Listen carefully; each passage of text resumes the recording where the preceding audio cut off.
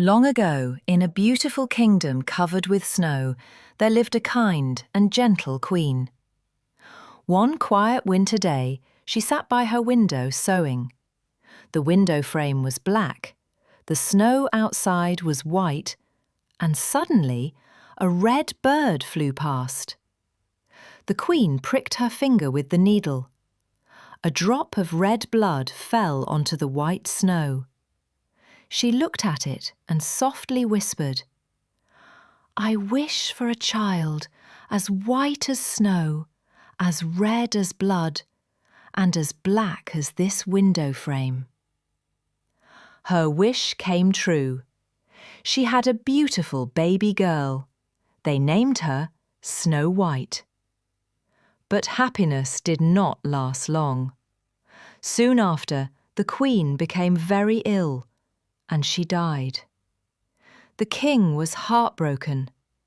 After some time, the king married again.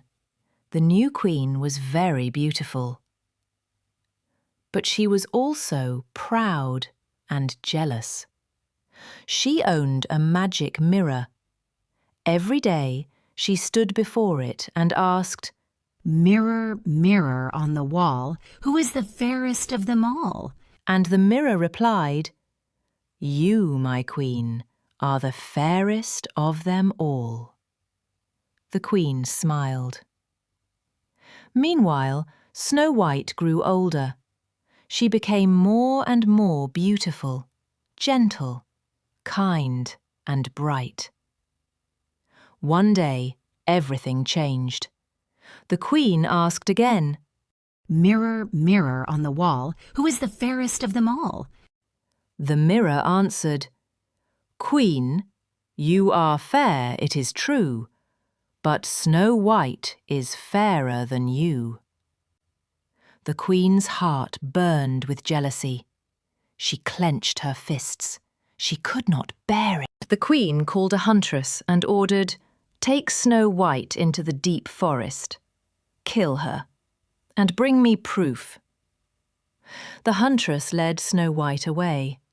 When Snow White realized the truth, she cried and begged, "Please, don't hurt me." The huntress felt pity. He whispered, "Run, Snow White, run far away and never return." Snow White ran. She ran through the dark forest, past tall trees, flying birds, watching animals, until at last she found a tiny cottage. Snow White knocked. No one answered. She stepped inside. Everything was tiny. Tiny cups, tiny chairs, tiny beds. There were 7 of everything. Very tired, she lay down on the smallest bed and fell asleep. That evening, 7 dwarfs returned from work. They gasped, "A girl in our house!" When Snow White woke, she told them everything. The dwarfs felt sorry for her. "You may stay here with us, but beware of the queen. Do not open the door to anyone." Snow White promised. Back at the castle, the queen asked again, "Mirror, mirror on the wall, who is the fairest of them all?" The mirror replied, "Snow White, living with the dwarfs, is still fairer than you." The queen screamed in rage, "She is alive! I will end this myself." She disguised herself as an old woman. The disguised queen reached the cottage. Snow White opened the window. "Pretty girl, sweet but fake, would you like a lovely ribbon?" Snow White let her in.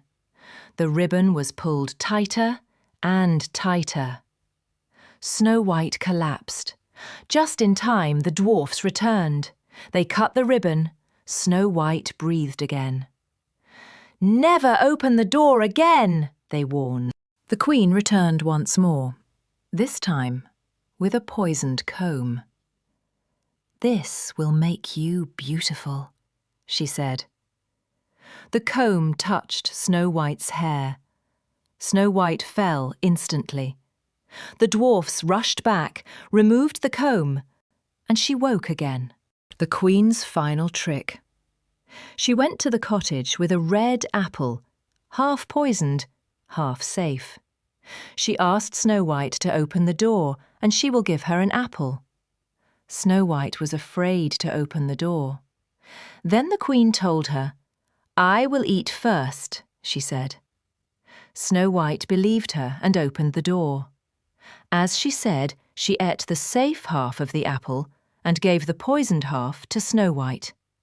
She took one bite and fell, still silent.